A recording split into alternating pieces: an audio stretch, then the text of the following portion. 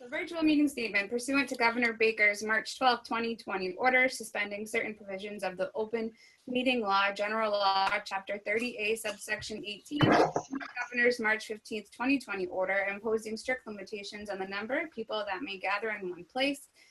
The meeting of the Hubbardston Board of Health will be conducted via remote participation to the greatest extent possible. Specific information and the general guidelines for remote participation by members of the public and or parties with a right or requirement to attend this meeting can be found at www.hubbardstonma.us. No in-person attendance of members of the public will be permitted, but every effort will be made to ensure that the public can adequately access the proceedings in real time, being via technological means. In the event that we are unable to do so, despite best efforts, we will post on the town's website an audio or video recording, transcript, or other comprehensive record of proceeding as soon as possible. Thank you very much, Mallory. Can we switch right over to the chief? Welcome to the meeting, Chief. Oh, thanks for having me. I did email Mallory the names of all the officers. Mallory, did you get that email? I don't think I've gotten it yet. Let me check. Did you just do it to the inspect one? No, I sent it. I returned your email about the reminder for the meeting. Okay. 11 o'clock, 12 o'clock. If not, I can resend it. Yeah, I didn't get it through yet. I don't know what. Okay, so I understand what we're trying to accomplish here, and I understand that there's a few things that I want just to put on record of the opinion and the feeling of the police department when it comes to the enforcement.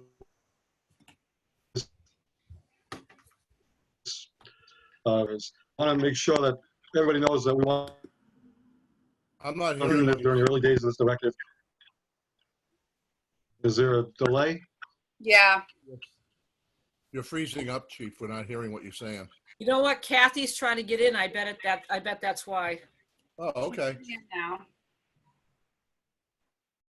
I see her now. Yes, Chief. I think Kathy Hansgate's trying to log in, and that might have slowed it down. She's not completely in. She might have to go back out and come back in again. Oh, there she is. There she is. Hi, We can't Kathy. hear you. Kathy, unmute.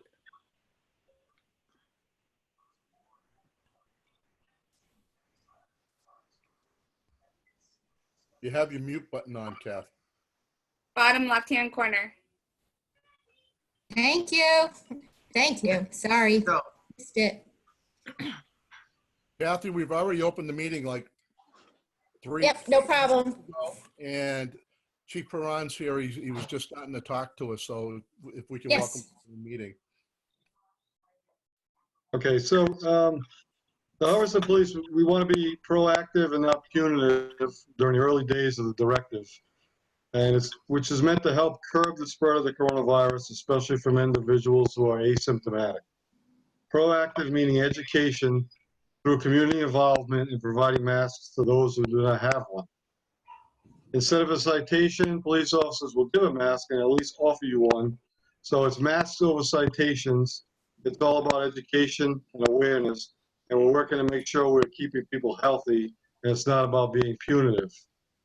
Too many headlines about police being overbearing and over punitive bothers me, and probably should bother most people. So we want to avoid that impression that we're going to be like that. Hubbardston police officers will hand out vests, will hand out free masks, and not $300 citations is pretty much what I'm looking at, because I think the town of Hubbardston, looking around, I haven't seen many problems as far as mask wearing in areas where they're not able to socially distance. I know most of the stores have signs now that say no service unless you have a mask. We haven't had any issues with any patrons of those businesses.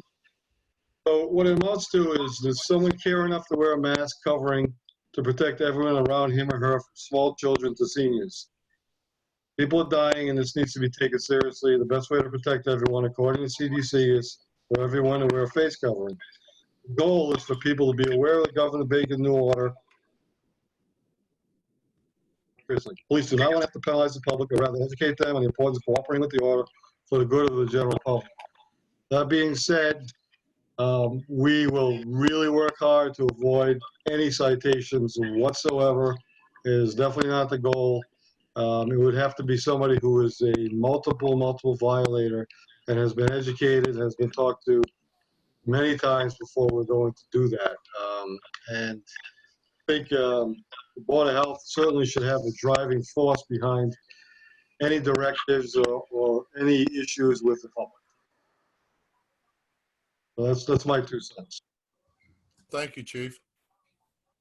Anybody have any comments? I think that's an excellent policy. Should we adopt it as, or endorse it from the Board of Health? If so, I'll make a motion to do it. I second that motion, Vin. Any discussion on the motion on the floor?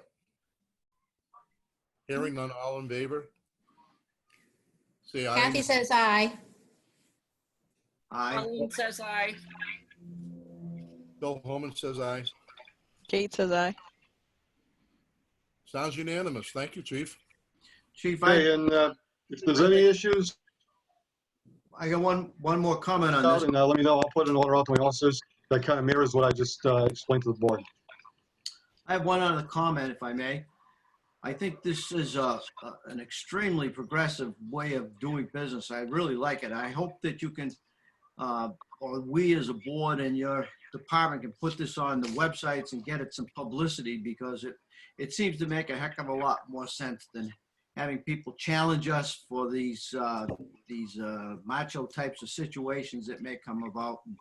And it's the first time I've heard anything being done like this. So I think it's really good. Very good. Thank you.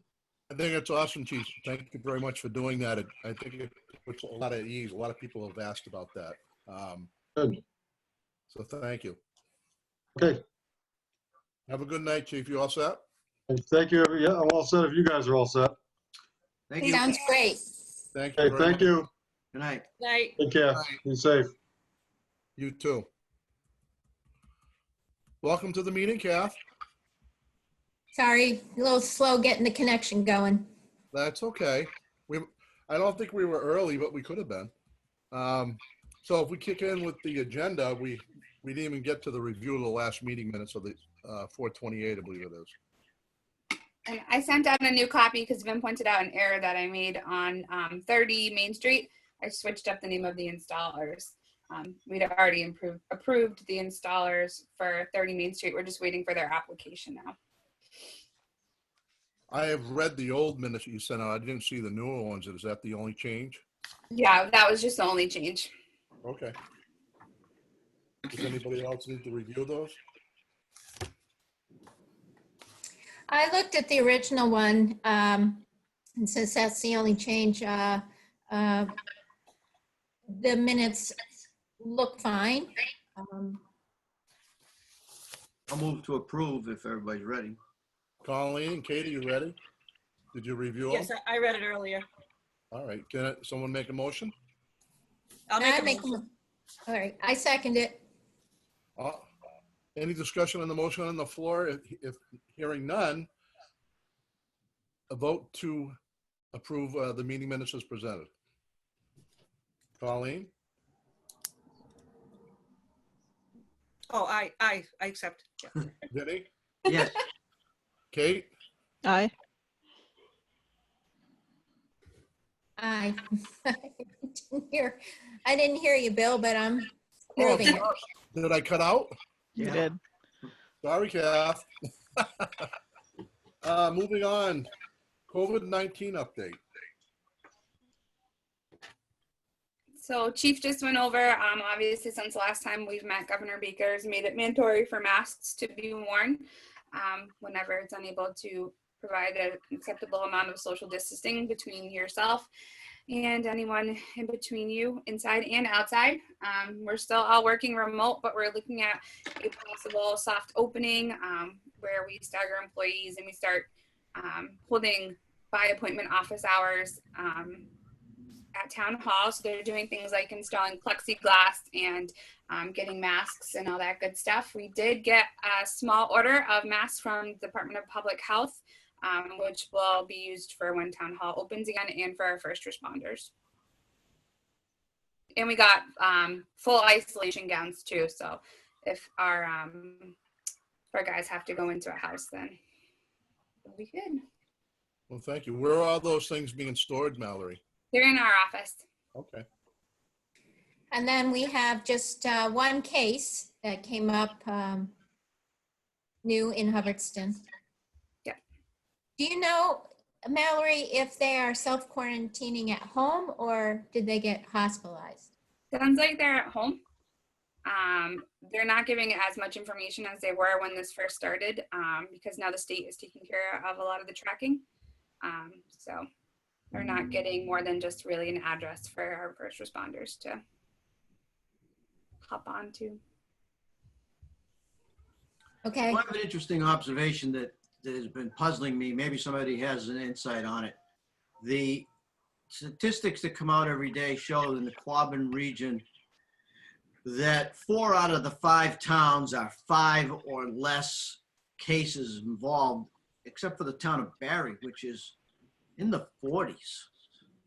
I don't see where we have a significantly larger difference in population from us to them, but boy, they're 5 or 6 times. They have 5 or 6 times more cases than we do. Anybody have Do any they have insight a on that? senior or assisted living Hypotheses facility? on that? Yeah, doesn't Barry have a senior or like an assisted living or I don't know. Maybe that's it. Oh, we have one also. yeah, have- it seems to be that there's higher cases in towns where there's the nursing homes where everyone's congregated and Right. stuff. So I don't know why, if there was an event or who knows. Hopefully the numbers decrease. Yeah. Is there any more COVID-19 updates or discussion? Anything else we should add to this or should we do? Hearing none, should we move on to the failed systems awaiting action at 10 Main Street? No action. We're still just waiting. A lot of our guys are not going out to do, I can't think, routine or non-emergency stuff right now. So they're looking at getting us to 3 estimates. Last time I checked, they were actively still trying to do that. So we need the 3 estimates and a letter of failure before we can move forward with the Title V loan program. Any more discussion on 10 Main Street? Is there any timetables on any of that? Or are we gonna just wait until they lift everything? We might have to wait till it's lifted. I know a lot of the installers aren't doing, or inspectors aren't doing their normal day-to-day routine stuff right now. So Have they made any application for funding for the loan? they have to have 3 estimates first that we have to review with them They as haven't part even of their got the application. estimates yet? As part of their application. So they wouldn't be able to submit a complete application without all 3 of them. And they haven't done that because nobody's doing anything right now? They're working on it last time I checked. Last time I checked, they stated that they're not going to need full funding. They've been putting money away so that they don't need us to fund the whole project. So they're ready to go. It's just kind of a circumstantial where everyone else is in the world. Everything's kind of on hold right now. Any more discussion on 10 Main Street? If not, we'll move it on to 30 Main Street, please. I haven't gotten anything else from them. I did email a blank copy of the application multiple times because I know they're on a time crunch for this to get the system repaired. But they have an approved plan from before. We're just waiting for the installers to apply for their permit to do the installation because they got their installer's permit from us a few meetings ago. Do you have a contact number for them, Mallory? I should have one for Kim somewhere, yeah. All right, would you? Okay, would you send that to me tomorrow? I will. I'll see if I can help move that one along. Sure. Is there any more discussion at 30 Main Street? Any more Title V issues or discussion? Anything new, or should we move on to open repairs? And plans and review, 75 Berry Road. Yep, I did the perk test. It passed perk. Mallory, did you get any plans from the We haven't gotten plans yet. We just got the soil evaluation paperwork back from Richard Stevens, but we Okay. haven't gotten from who, I think Mark, is it Mark who's doing that plan? I haven't gotten anything back other than the soil evaluation paperwork. Okay. Anything else? 75 Brigham Road? Or it should be Brigham Street. This is street. So that's the Collier's place. Tom called me this evening because I witnessed the perk test, which passed, and he has all the plans. Are you going to be in the office at all this week, Mallory, to send them out to Matt for review? Yeah, as long as they get them to me, I can definitely get them to Matt. We actually, I was going to add to this. I was in this afternoon and we got a new one for 106 Prince, 106.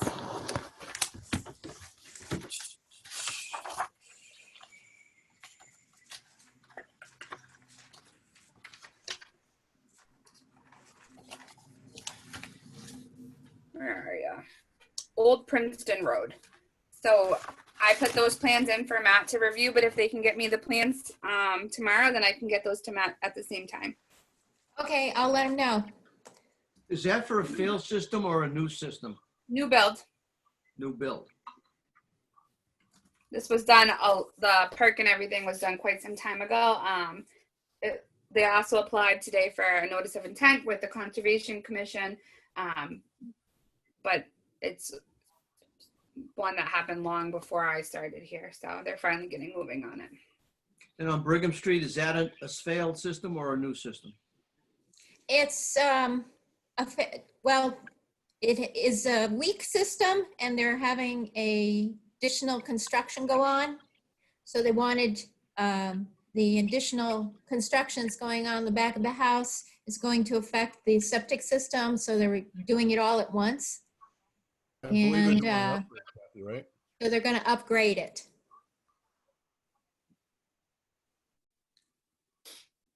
I'm sorry, Bill, I didn't hear what you said. No, I was just saying, I believe they're upgrading it. Well, it's an old weak system at Collier's. Right. Any more discussion on 59 Brigham Street? Hearing none, open complaints, Hubbardston House mask complaint. Sure. So we got a call from a resident at the Hubbardston or Hub House, is what they called it. And it was a day or two after the mask order took place from Governor Baker. And she was concerned because the residents were not wearing masks in the hallways, on elevators, all that good stuff. So Hub House is managed by RCAP Solutions. I reached out to a Liz, who is the house manager. She manages the Hub House. And I also sent an email to RCAP Solutions just with a copy of the order, reminding them that they need to follow Governor Baker's guidelines, basically. So hallway elevator doesn't matter if it's unsafe. They need to make sure that they're being enforced. So she assured me she was going to get some more literature up on the walls for the residents. She's not there full time, but when she's there, make sure that they're in compliance, and make sure that the other staff that works there is doing the same, making sure that nobody's, out in the gardens together without the masks on, or in the hallways, elevators. They do, I guess, a communal food service there.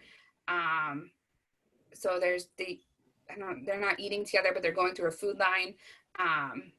And other than that, the person who complained was also concerned about how, or if they were cleaning to standards. She was worried about things like gloves being thrown in the trash, but it sounds like the janitorial staff is pretty on it. And the manager over there, Liz, is going to keep her eye on it for us. So I haven't heard anything else. since that. So it sounds like it's just a little bit of paranoia, but they're going to be making sure that everyone's in compliance with the mask and all that good stuff. Thank you. Thanks. Any more discussion on the Hub House complaint? Next is 111 Gardner Road letter.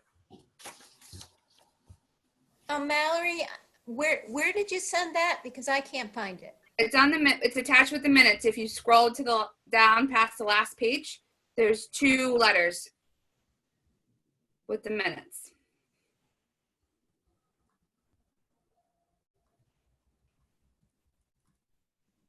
Ah, finally. Sorry. Sorry. First time I scrolled, I guess I was on the wrong email.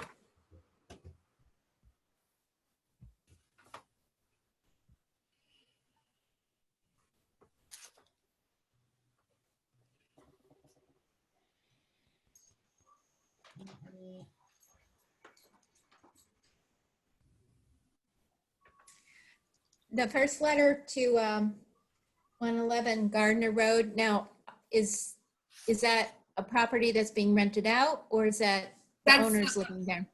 That's the owner's address and their names. So that's Okay. yeah, would have to go to, unless like an inspection was done or we knew that there was tenants or whatever. Even if it was tenants, an owner still needs to get the letter. So Correct. I was just wondering if we knew. no, I haven't.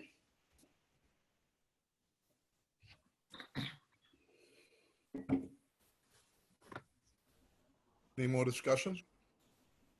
The letters look fine to me, Mallory. Anybody Okay. have any other comments?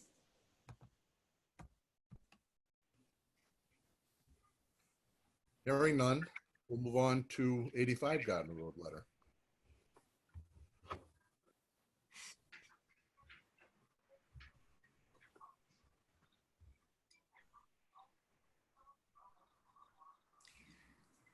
Somehow I wanted to kind of feel like we want to help them clear up their situation. So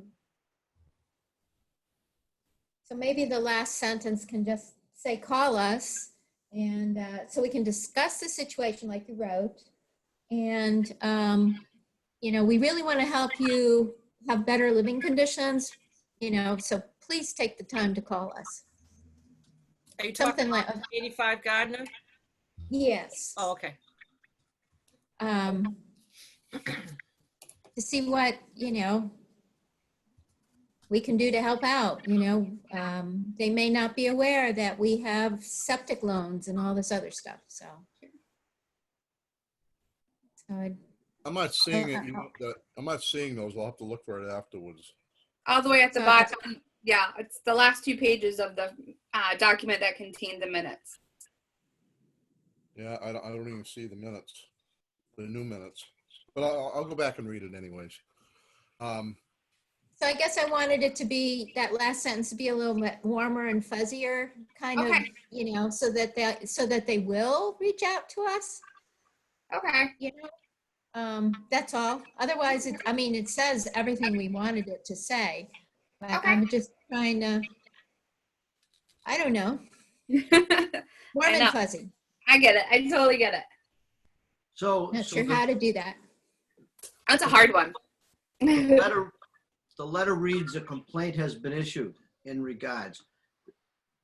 Did we issue the complaint, or did somebody complain about? Yes, I filed it.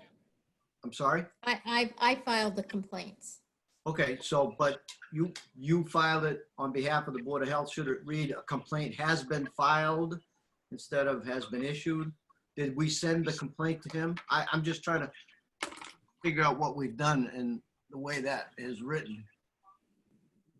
Is Well, it a complaint that gets issued, or is it a violation or a notice that gets issued?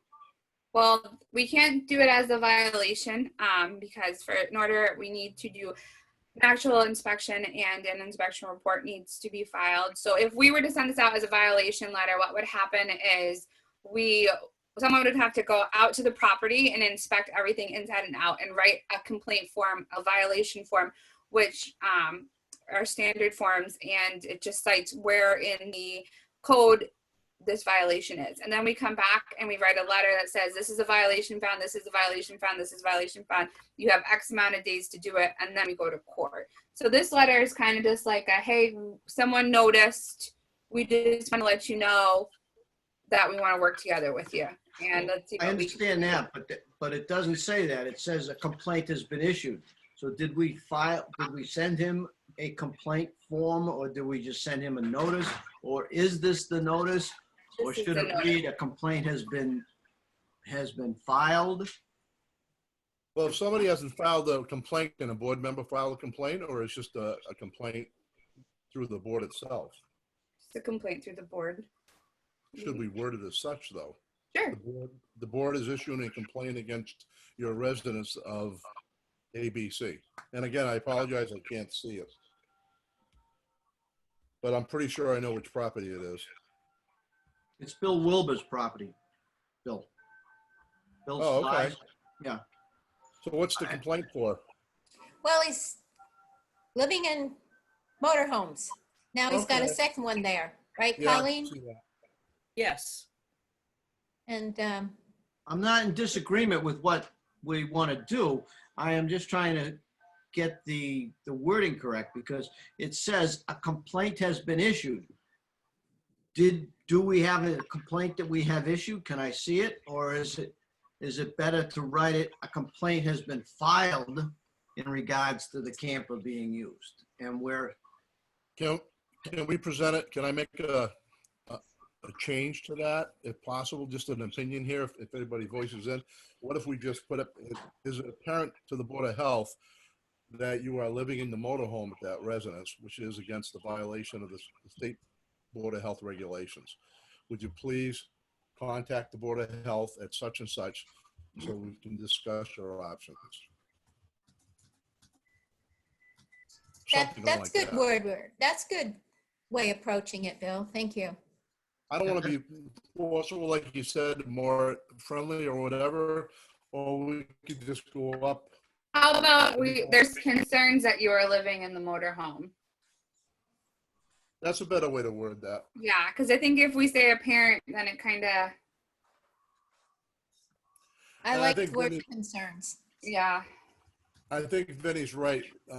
As far as a complaint's been filed, or we filed the complaint against you, if you do that, you're just going to we're going to put up a wall to them. If we kind of word it to the side, hey, we've noticed it appears that you're living in that motorhome. We want to, how about we say, we want to advise you this is against state public health regulations. We'd like to reach out and talk to you, something like that. Yeah. Can I just ask a question here? So what is the difference between them living in that motorhome and living in an RV park? Is it because of the zoning laws that they can't live in that motorhome on that property? Basically, they have no waste management there. They have no way to get rid of their waste, I believe is how the regulation is worded. Oh, okay. I just wasn't sure because, I mean, you can live in a motorhome. I mean, you know, an RV in a park, you know, Well, like all summer, but Right, but they have no way to get rid of their waste. And Vinny, I believe in the zoning regulations, there is stipulation that you can't live in a camper on your property. oh, okay. If I just don't want- know. I just- Vinny, am I right? I don't recall any of the prohibitions against living in a camper. I think that we're probably going to have to determine whether or not the camper is registered. If it's a registered vehicle, then I'm pretty sure you can keep it on your property, and if you're occupying it, you know, disposal of a waste, as long as they have a facility in the camper, they would have to dispose of it properly, obviously not on the property. But that's why I said, you know, a complaint has been issued, or like you said, Bill, maybe we just do it as an inquiry to find out what the story behind the story is before we do file anything with it. But I don't know. It's kind of a, I'm sorry. Go ahead, Vin. it's just one of those situations where we may not have enough information yet. So I think a inquiry letter to get the proper information, then we can make a decision. And once we know what we're dealing with. We have a similar situation that I was going to bring up about Pinecrest, about the same thing with a camper. And the building inspector's office was notified, and he did go out for an inspection and stipulated that the camper is not registered and it can't be kept on a small lot like that. Unregistered, it's not allowed, according to the building code. But this might be the same thing. So, and I don't know who'll be living on that property, because I know, you know the owner, Vinny, don't you? Yes, Billy, yeah. Yeah, I do too. I think he lives in Gardner, doesn't he? I understood that. I knew he had it rented. He had the house rented at one point. So, you know, maybe he's letting a family member park the car there or whatever it may be. I don't know. Well, That's as right. the regulations are written, are we legally able to go on the property and investigate and talk to this gentleman? Or do we wait till we see him off the property? No, you can go, you can absolutely go and inspect it. A tenant, you can gain access to as long as someone lets you in. A tenant can let you in, a family member can let you in. As a Okay. member of the Board of Health, you ask, they can say no, thank you, and not let you in. And we don't have the same rights that, you know, a police officer or someone like that would have, but we can approach the property, identify ourselves, let them know a complaint was issued. You can schedule an appointment time with them to go through together. If the tenant, the owner, whoever wants to all be involved, we definitely have the right to inspect, especially where we're looking at possibility. I know there's smoke that's been seen coming out of the trailer. So is there a stove that's in there illegally? What are they doing for heat? What are they doing for water? What are they doing for waste? There's a lot of reasons why we could, because living in a camper could meet habitable code or could not meet code. So. All right. Any more discussion, or what do you folks want to do here? You want to send that original letter? Do you want to modify it, or? I think we should definitely modify it. I like the wording that came from you about the, you know, the concern that's being used as a residence. Yeah, I would like to send that out first Yeah. and see if we get a response. So And then is if we that- don't get a timely response, then we can go out and do a home inspection as a couple of us together. Can I get someone to make a motion and second that, please? So moved. I second it. Any discussion on the motion on the floor? Hearing none, all in favor? Bill Homans, aye. Yes. Aye. You got to say your names, they said to us when we're doing this. Colleen, aye. Kathy, aye. Vin Ritchie, yes. Kate Saab, yes. Moving on to 85 Gardner Road letter. That's what we just did. That was the, Oh, I'm sorry. The MPHN nurses report, COVID-19. So like Kathy said, when we started, we have one active case right now. So our numbers have definitely been below the average, which is good. And it looks like our region has kind of stayed below state average altogether. So I don't know if you continue to watch Win Brown's updates. It's something I watch every morning, at least. And then I've been following the Department of Public Health on their website every day at 4 they update, and then every Wednesday they give an update as well. So nothing too exciting, which is Any more discussion? I did want to bring up that I got an email today from Steve of MPHN, which is the Regional Health Network, and he has gotten some other masks and other equipment for, so if we have any needs, let me know and let Mallory know, and we will reach out to him and get, some supplies if we need them. Awesome. Any more discussion? Here, hearing none, old business, food inspections. So we haven't done any up to this point. With the state opening up next Monday, to some extent, I thought that we should go forward with our food inspections the next couple weeks. Because the restaurants and stuff may actually open up besides for more than takeout. Does that sound like a good plan? Yes, Sounds good. yep. So Bill, Kate, I'll be reaching out to you so we can get these squared away. Sounds good. Bill, I don't have kids in the schools. I understand there's meals available. Are they available at the elementary school? I believe it's 3 days a week. Hold on, I can pull that up here in just a second. They're handing out snacks, and I'm not sure what kind of meals they are because I haven't gone to do any of that. But I can pull that up here for you in a second. Here it is. The reason I ask is that we should go and do the school inspection when someone's there. Starting Wednesday, May 13th, pickup time is 8:45 a.m. to 10:15 a.m. Monday, Wednesday, and Friday. Okay. Is that okay?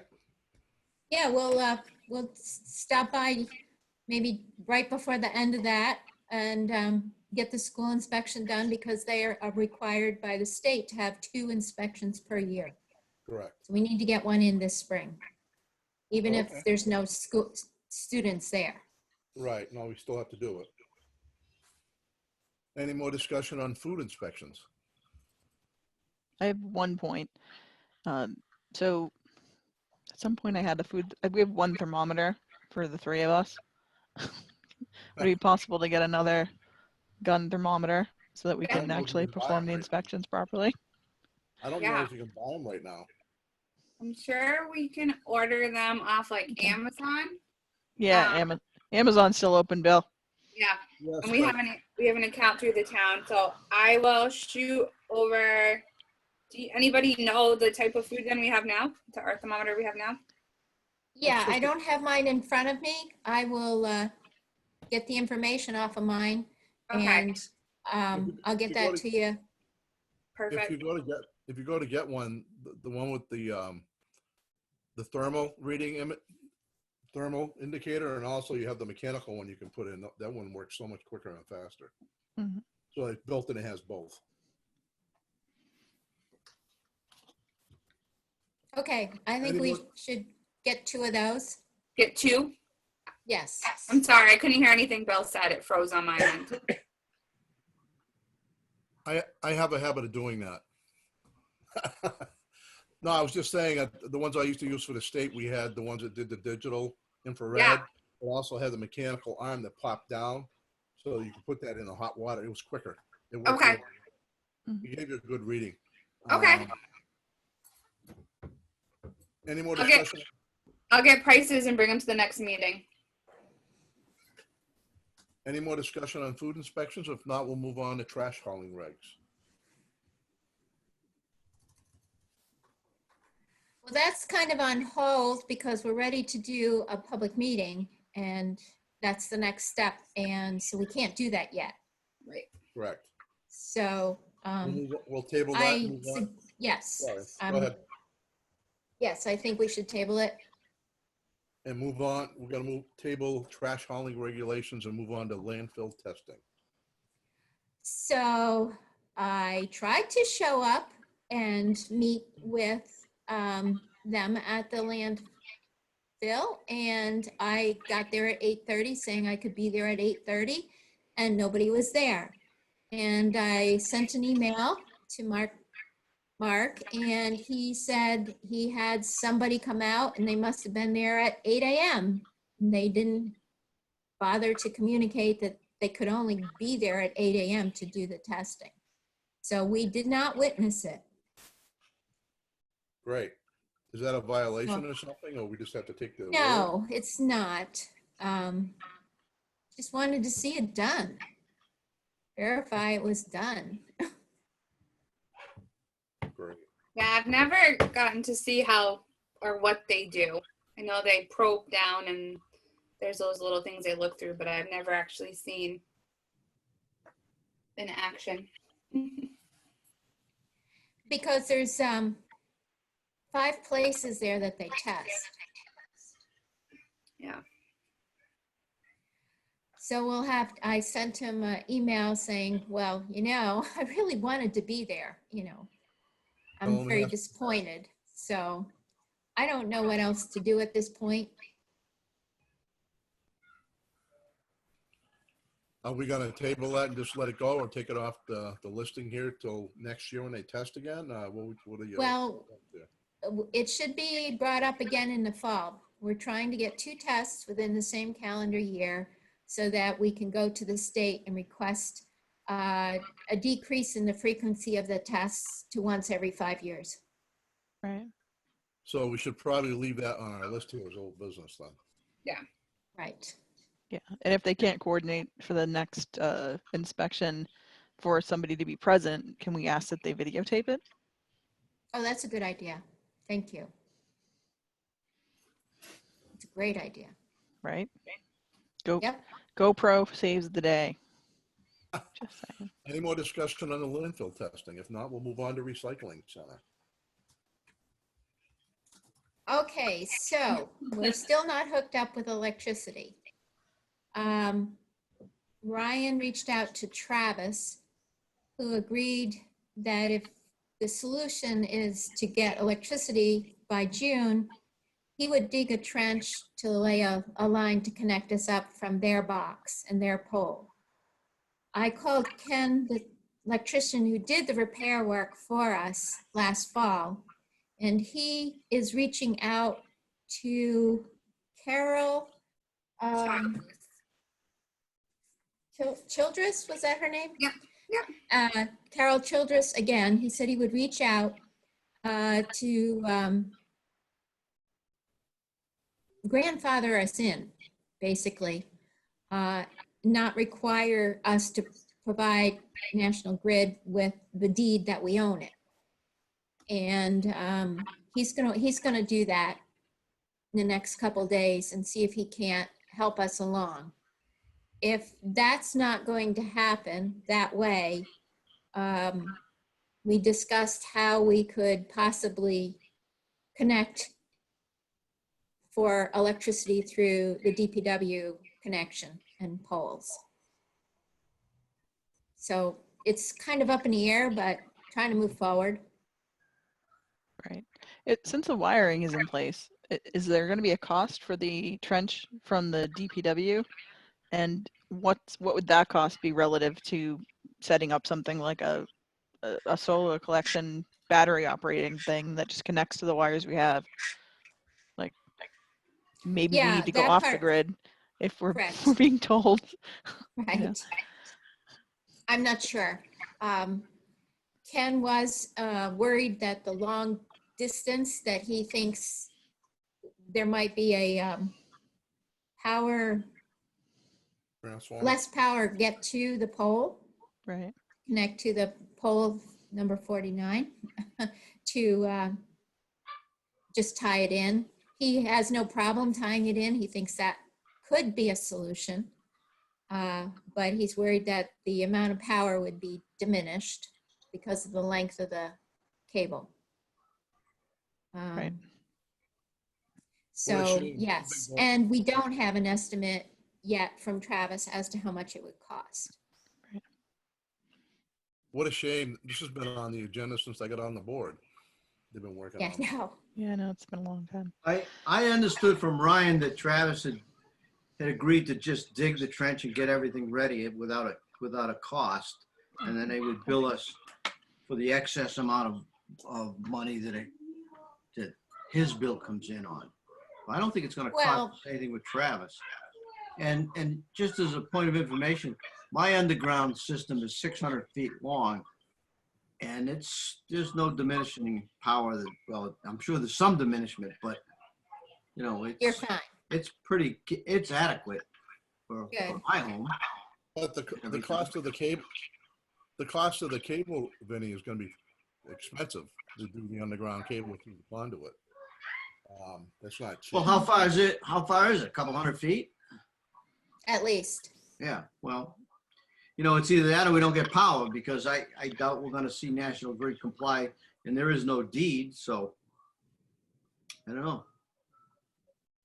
If anybody can access that email from Ryan, I think he had the details set up there too. Right, right. I Well, maybe we should Yeah. leave it in the hands of the people right now, Travis and Ryan, and see what we can do. yeah,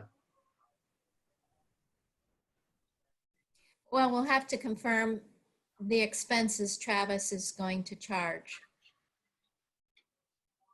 But we don't know what they're gonna be to until do it that way. So do we just let him do that and bring it up at the next meeting to vote for it? Right.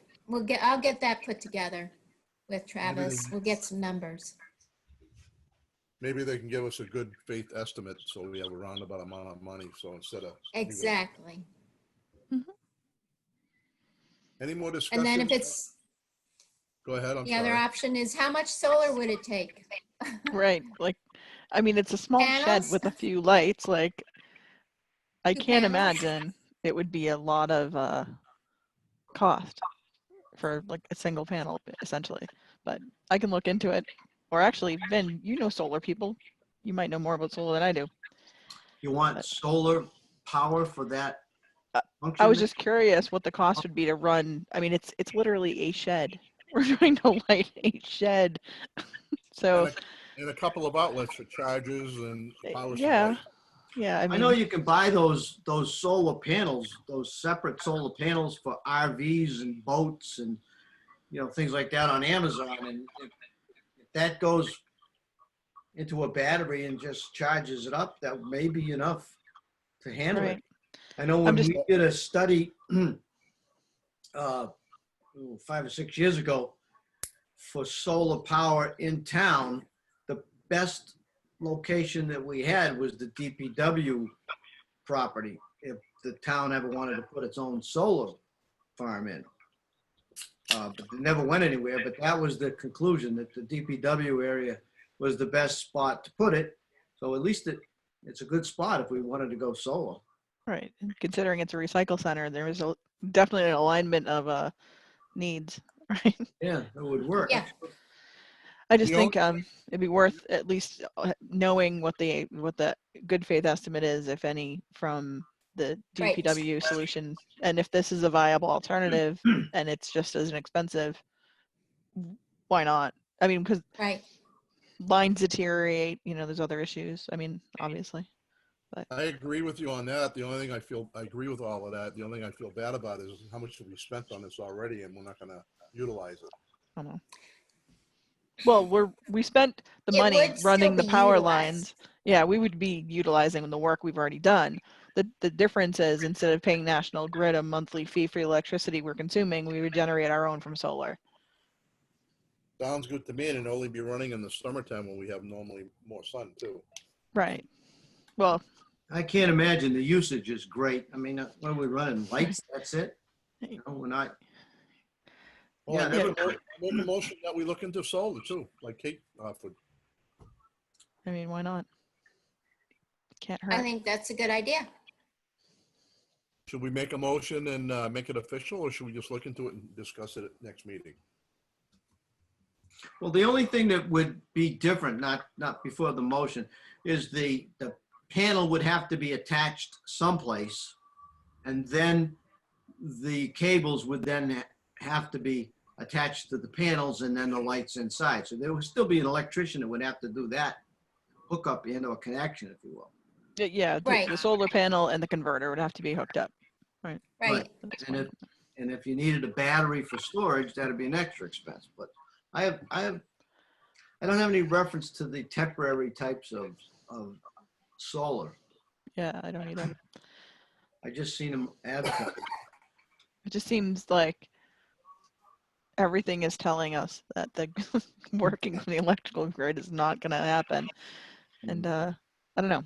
And also, I mean, I know they dig pretty deep trenches and like underground cables are used often, but that area is wet, it's sandy, there's a lot of truck traffic. Like there's a lot of things that make me think that an underground cable trench going across that yard is probably going to be a problem long term to maintain.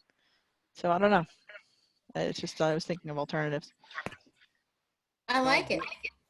Sounds good. Any more I'll discussion? look into it. Okay. Any more discussion on the recycle center and power and solar? So I did reach out to Bella, asking that if we can open it in June, if she would open it both Saturday and Sunday of the second weekend. And she's willing to do that. I had driven in there the other day to take a look at the electrical, where everything was or was not. And there are 5 washing machines, 7 mattresses, and some other stuff that's been put there. We're now trying to figure out, is it stuff the DPW picked up from the edges of roads? Or are people dropping stuff off and not making their little donation to the recycling center? So we'll sort that out. Also, Bella needs additional help and a couple of assistants. And the main criteria is that they can lift 50 pounds and they're available those Saturdays and or Sundays, and a couple of things. So I would like to make a motion that we have Mallory put out a notice that we're interested in hiring 2 part-time assistants for the recycling center. And then Bella and I can, interview the candidates and stuff if anybody comes forward. Is that okay with everyone? Got a second Second. for that motion? I'll second the motion. Mm-hmm. Any discussion on the motion on the floor? Hearing none, all in favor. Bill Homans, aye. And Colleen, Ritchie, yes. Kate Saab, aye. Kathy, yes. That's unanimous. Okay, so we'll move forward to looking for a couple helpers. Sounds Can great. I ask a question? No, Sure. When we've had helper positions, maybe not paid, but do we ever post volunteer positions at the recycle center for the Quabbin high school students that have to do community service as part of their high school diploma degree? Good idea. Could we reach out? I mean, they have to volunteer as part of their curriculum. Maybe some of them are interested in being green and helping recycle. And that sounds good. Right. We can reach out to them too. awesome, Kate, thank you. Hopefully there's an app for that so we can get, There is an app for that. so they'll volunteer. No, it's a freebie volunteer app, right? Yeah, right. Recycling on the side. Yeah. Any other old business issues? Hearing on new business. Vin's update to the failed Title V protocol. Well, after our discussion last month, I revised the proposal. I sent that out today to everybody. If you received it, that is what I am proposing at this point, to either continue with the discussion or to, if everybody's satisfied with it, move forward with it as a motion. The only thing I did not propose is any consequences to ignoring the policy. So that may be the one last thing we should discuss, as well as the revision.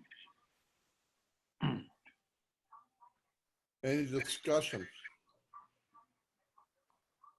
Yeah, I would ask what are our options for enforcement?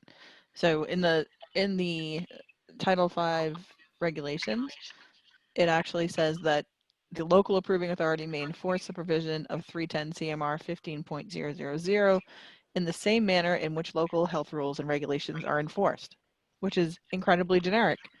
So what are our options there? And, do we want to do enforcement?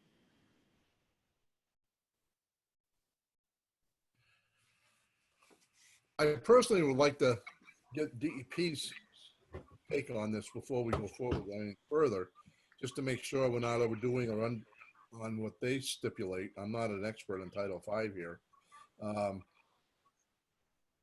We need some sort of regulations. I did talk to some of the Board of Health members that were on the board years ago, and they said they did have unwritten rules on how they handled the Title V.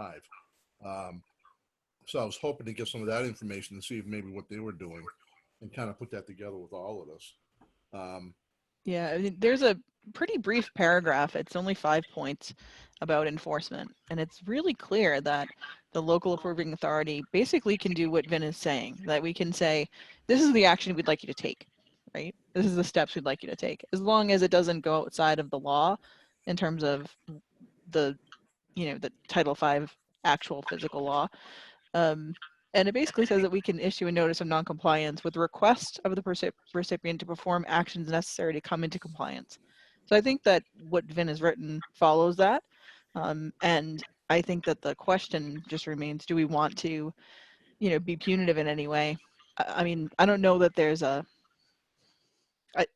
think we might want to leave the door open and have something that says, we will enforce this within the bounds of our legal authority as needed, and leave it at that. Because sounds, I don't think we want to be punitive up front. I think that we would only want to be punitive in a case where it was reviewed, we reached out, they were asked to perform the actions and didn't, and it was an ongoing painful process. And then at that point we could, issue a ticket or follow whatever enforcement. That would be what happened over here right next door to my house, where that guy, since I got on the board, and when I was on, that was a year before I got on the board, that was a failed system. Right. And all the history of what happened to the board, where Kathy and I got kind of left hanging, holding the bag, and everything transpired out, and secretaries quit, left, new ones came in. Notifications were sent out for this owner to do something, but there was nothing in writing. It's our regulations here or DEP for what we could do to enforce that. We sent a lot of nasty letters out. Correct, Kath? correct. Right. So I do like the sentence that you spoke of, Kate. So if you could say that one more, because I like what Vin has presented to us. What I see written is great. But I do think we need to have the option listed to apply fines. Well, before we do that, Kathy, let me go back just a second to Bill's point. Last month when I sent 2 weeks ago, actually, I sent the email around on 4/28 and quoted the Title V regulations. And then the first 2 points of the policy are directly from the Title V regs. And the one item I didn't include in this week's revision was the statement that it's the responsibility of the assistant inspector to submit the inspection report directly to the Board of Health. So we're not overriding that, but what we're trying to do is to make it a little bit more accountable so that we're on top of what's going on. Now, instead of, it just occurred to me, instead of being punitive, which is sometimes more difficult than anything else to enforce and get into a big complaint, we might want to say that if the action plan is not followed by the owner within a certain time frame, then the Board of Health reserves the right to have the system installed and bill the owner of the property for the installation, or do the. Yeah, I don't think we can do that legally, Ben. I don't know. That's why I'm throwing it out. yeah, I know you can do it with. It just escaped me. Or a couple of things that can happen. Well, what you do, Vinny, is you don't allow them to live there anymore if they don't have a septic system. If they don't get the system fixed, that has failed, under the Board of Health regulations, we could either have them make it pumped. Sure. Well, Every day. my analogy would be that if you don't pay your homeowner's insurance, your mortgage company will write you a note and say, if you can't show us evidence that you have a homeowner's policy, we'll place the policy for you. Yeah. So that was what I'm going with. It doesn't work cannot- like that though. I'm sorry. Like you can can't issue an please- order. Right. We can issue an order, So Mhm. we can ask them to come forward and follow this process. And then if they fail, the next step would be we could cite them and we could issue a ticket, right? We can issue an order that says you have to comply with this order. They can't actually, can I share my screen, Mallory? I don't know if you can. Oh, okay. So so that Actually, once you issue an order, you then I did this at a meeting the other day. You can share. yeah, And it's a settings issue. It's not No, but allowing I'm me right to. here. I don't have permission. Oh, But sorry. it basically says the orders can be served in accordance with the following procedure. So personally, by anybody authorized, by any person authorized, by sending a copy of the order by registered certified mail, and what else does it say? Posting a copy of the order in a newspaper if the place of abode is unknown. And then if there's imminent threat to public health, safety, or welfare, we can further, it says, issue the order reciting the existence of an emergency and requiring an action be taken as deemed necessary. From there, we can set up each day's failure to comply with an order constitutes a separate offense and result in penalties. And we can issue fines and tickets on a day-to-day basis. So I think it's just pressure, right? So we go from we're being very nice, we want to work with you, here's the process, engage with us, and then when they don't, it's nasty letter, ticket, order, penalties. Right, Mallory? Do I have it basically? Basically, so we also, so we have what's called a non-criminal disposition, which Right. gives out the set fee amount. And also, if we issue the orders and there's non-compliance, then we reserve the right to take them to housing court as well. And so it's not like we just issue these fees and these fines and these orders and these letters, nothing ever gets done. We just have to be proactive about going to housing court, and if you don't want to comply to us, then that's fine, then a judge will either side or not side with us. And So we don't have to reinvent the wheel. We can use what the state has prescribed and just add it on.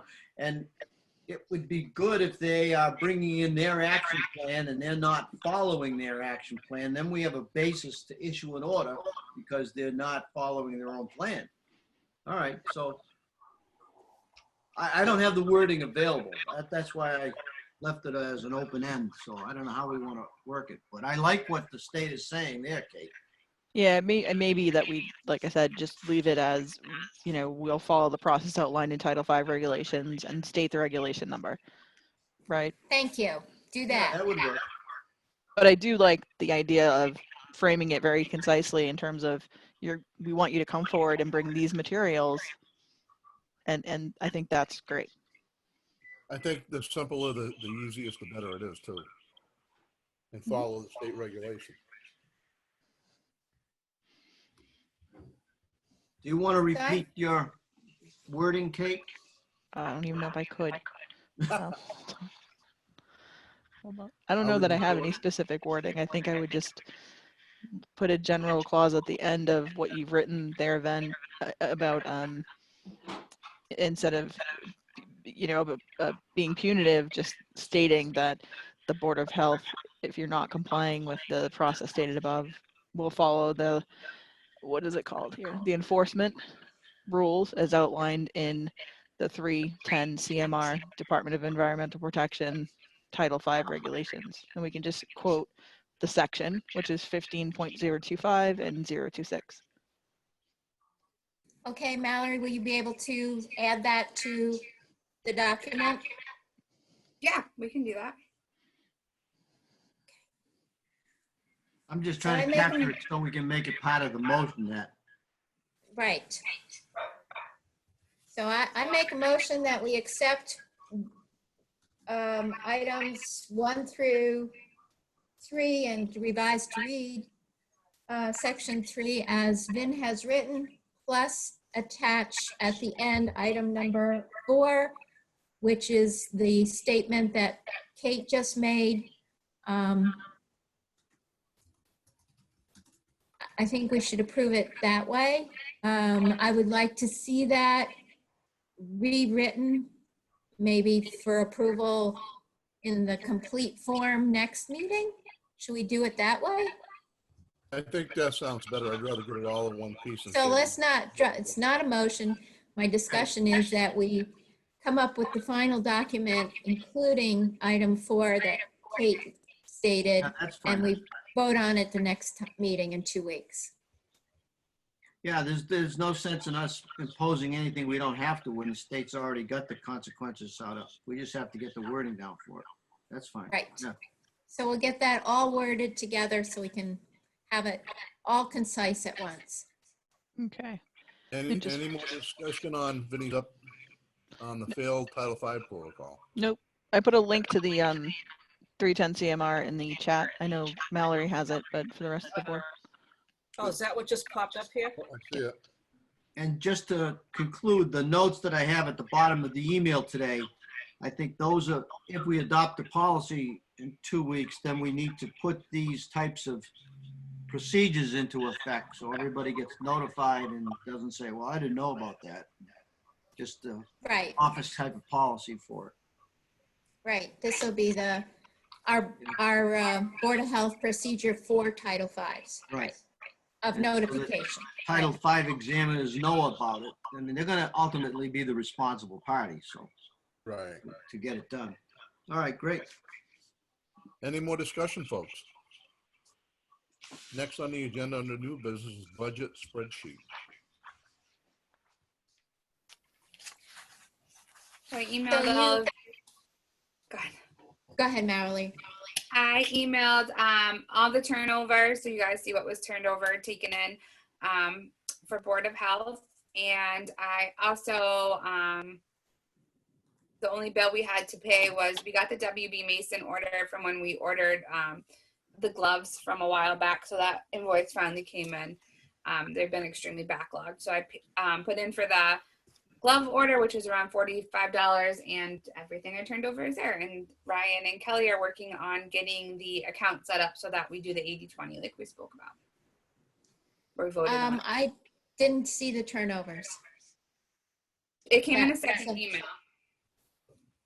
I don't, I'm gonna have to ask you to send it back to me again, because I didn't get it. That's really weird. All right, I will send it again. It came Thank right you. after. There's too many people on the wire, so technology slowed down.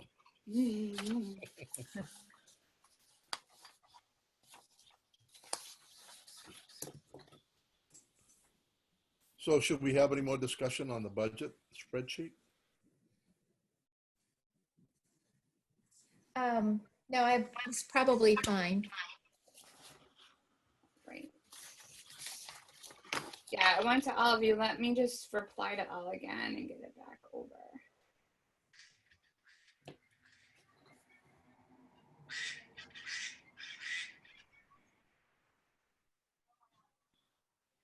Sorry about that.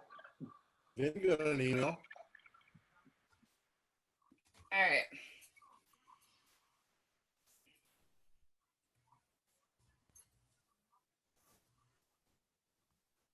So it was, I'm sorry, WB Mason was $67.36 for the bill. Mhm. And then we turned over to the town a total of $990. And then I just put in, I forgot to do my page or timesheets for the last 2 Zoom meetings.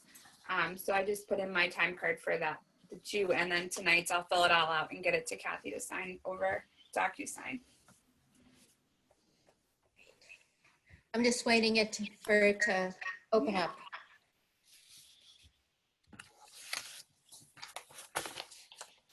If we can jump over to one other new business issue that while we're waiting for that, is it okay?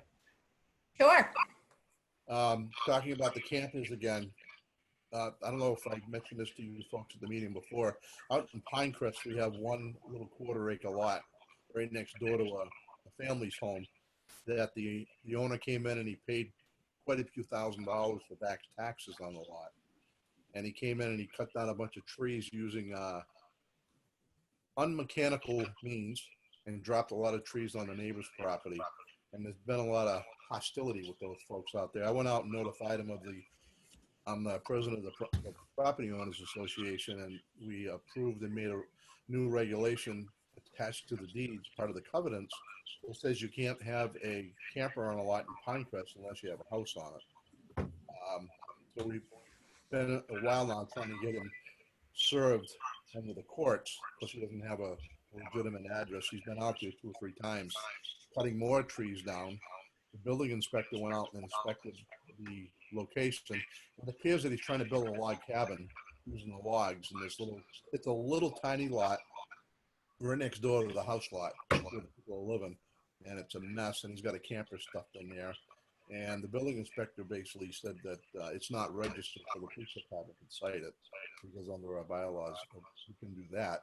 The other thing that was brought up again, just like on Gardner Road, if they go out there and they repeatedly start using that and there's no provision for the septic, the Board of Health could cite them for that also. But we haven't come that far. I just wanted to update you on it, or tell you about it. Is there a street address that we can start listing in our Board of Health agendas for that? 52 Chicopee.